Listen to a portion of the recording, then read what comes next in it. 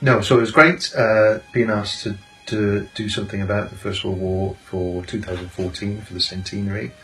So we settled on a story about a Welsh family and the boys in the family going off to war to fight and ending up being part of the Mametz Wood sort of offensive.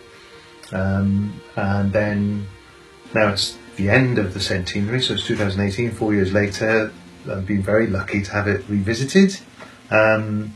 And being able to have a second crack at the script as well, with a different director and a different cast, with added live music, which is amazing.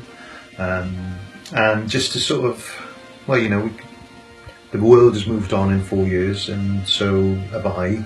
So I'm coming at it with a few different ideas, which don't detract from what was done originally, but there's more stuff you can have. Is if you have another chance to do something, you try and do something slightly different or learn from what happened before. So yeah, it's been great. It's been a privilege.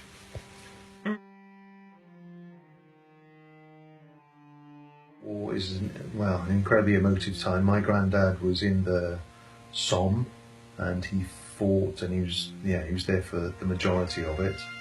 So there's a family connection. Obviously, he would never talk about it because it was too disturbing for him. I think he was kept very, very much buried, and it's just this ridiculous PR exercise, and people didn't know what they were getting into. And it's so tragic, and I think it is like where people started losing their innocence in regards to, not that anybody involved in a war is innocent, I guess, but the world lost a bit of this innocence because everybody realised the sort of extent of the suffering involved.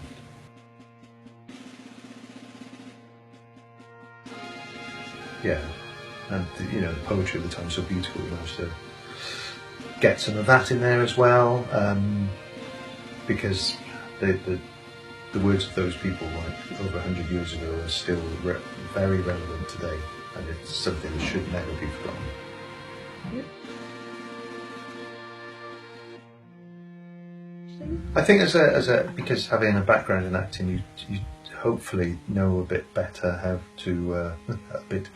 you do stuff.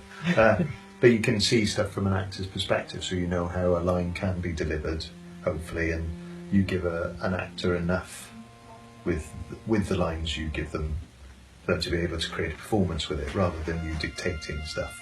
You want to give them a space to act.